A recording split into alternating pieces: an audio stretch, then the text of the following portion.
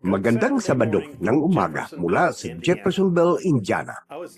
Nakikinig ako sa podcast na Magandang Umaga Mga Kaibigan mula sa Voice of God Recordings.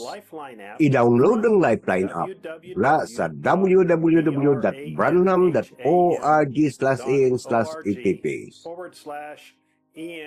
Ang mga kamakailang episode ay nag-uulat tungkol sa mga personal na patutuo at daang-daang libong aklat ng minsay at 10,000 agapo-tablet na ginawa ng Voice of God Recording at ipinadala sa mga bansang ikatlong mundo. Alam nating sigurado, pinagtibay ng Diyos ang isang lalaki na may haligi na apoy nakasabit sa kanyang ulo sa panahong ito. Ako si Jesus ay nagsugo ng aking anghel upang magpapatutuo sa inyo ng mga bagay na ito sa mga simbahan. Kaya't makikiisa tayo kay Jesus Kristo upang ibalik ang ikapitong anghel sa ating mga simbahan at sa ating mga tahanan. Ngayon, ang mga agila na nagtitipon-tipon sa sulat mula sa Branham Tabernacle. Niyamahal na mga batang agila, kung saan naroon ang kamatayan, doon titipon ang nobya. At para sa atin, mayroon lamang isang perpektong lugar kung saan atin makukuha ang sariwang karning mana sa pamagitan ng pagpindot ng play at pakikinig sa tinig ng Diyos sa mga tape. Pag-usapan ng sariwang mana, masisimulan ba nating isipin kung ano ang nasa ating mga kamay? Ang mismong tinig ng Diyos na nagsasalita sa kanyang minamahal na nobya sa tape, kung saan walang panghuhula, walang pagtataka, walang pagtatanong o pagdududa sa ating maririnig ay ang Diyos, gamit ang isang boses ng tao upang magsalita. Ganito ang sabi ng Panginoon sa kanyang nobya.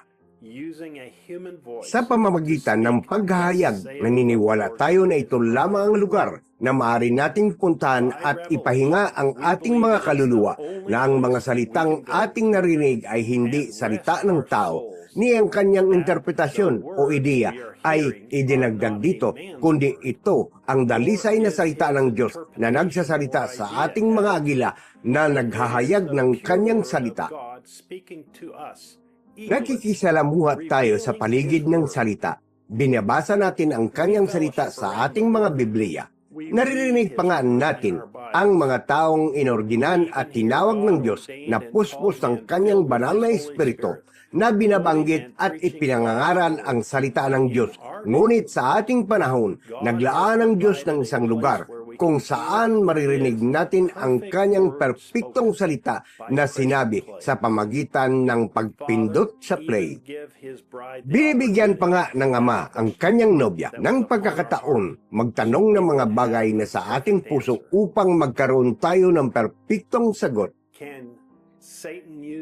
Maaari bang gamitin ni Satanas ang kaloob na pagsasalita ng mga wika o propesiya sa isang taong may Espiritu Santo? Anong ibig sabihin ni Jesus sa Mateo Kapitulo 12, versikulo 32? Pakiliwanag ang unang Korinto, Kapitulo 13, versikulo 11 hanggang 12. Pinapayagan ba ang mga babahinan nga magtrabaho sa mga pampublikong gawain kung mayroong silang malusog na asawa at mga anak? Mali ba para sa isang babae na kulutin ang kanyang buhok? Nagbigay ang Diyos ng napakaraming paraan upang pagpalain at palakasin ang kanyang nobya. Ngunit mayroong isang lamang lugar na inilaan niya kung saan ang kanyang nobya ay maaaring magkaroon ng 100% na kumpiyansa na ang kanilang naririnig ay ang kanyang perpektong salita.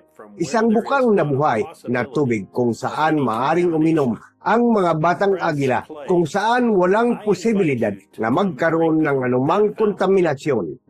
Pindutin ang play. Inanyayahan ko kayong uminom mula sa bukal na iyon ngayong linggo sa ganap ng alas 12 ng tanghali, oras sa Jeffersonville, kung saan maririnig natin ang mga tanong at mga sagot number 2 sa 64-0823E. Kapatid na Joseph Branham. Dito nagtatapos ang liham mula sa www.branham.org/in/whatsapp. Hanggang sa muli, pagpalain kayo ng Diyos at Shalom. www.branhamtabernacle.org www.sbfellowship.info